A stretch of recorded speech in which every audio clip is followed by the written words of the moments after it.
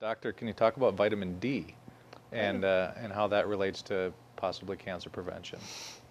Vitamin D, if you decide what's a low vitamin D level in your body, if you're low in vitamin D according to conventional levels, which I think are far too conservative, but if you're low in vitamin D, the statistic that seems to come around are 55% increase in cancer and 50-some% increase in death from all causes if you're low in vitamin D. So now, many years ago, vitamin D came under fire by the FDA and other government agencies.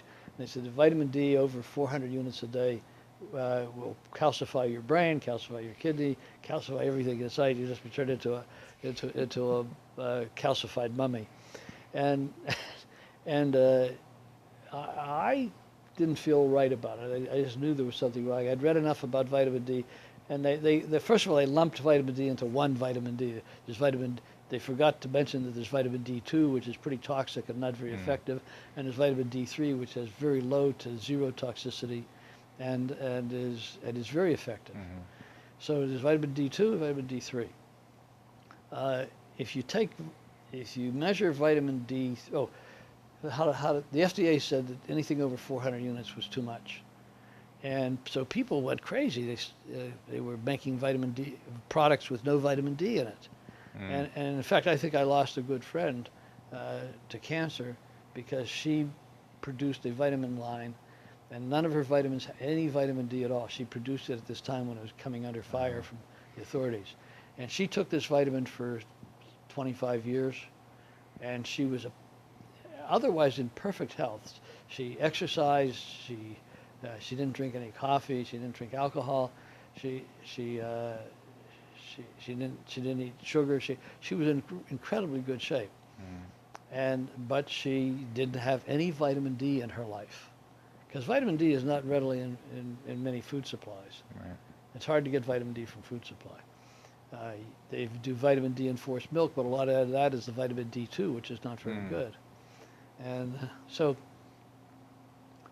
my friend, about 5 years ago, she came down with pancreatic cancer. She was in her late 60s. It wasn't unusual statistically, but given her lifestyle and the way she took care of herself, she should not have come down with cancer. And I tend to blame the vitamin D levels. Now, in those days, vitamin D level was considered low if it was below 20. Now it's been raised to 30. Most of the experts and smart people that I see evaluating vitamin D say it should be at least 60, probably 80, and maybe 100. You know the Baywatch babes, the bikini babes? I'm familiar. Yes, you watched that, huh? Well, I watched it a little. The Baywatch babes had vitamin D levels of 150.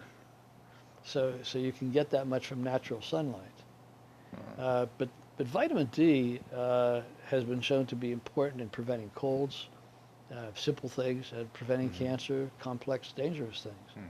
And for years, we didn't get enough vitamin D. And I measure now in virtually every patient. And I learned that from Michael Hollick, who wrote a book called The UV Advantage.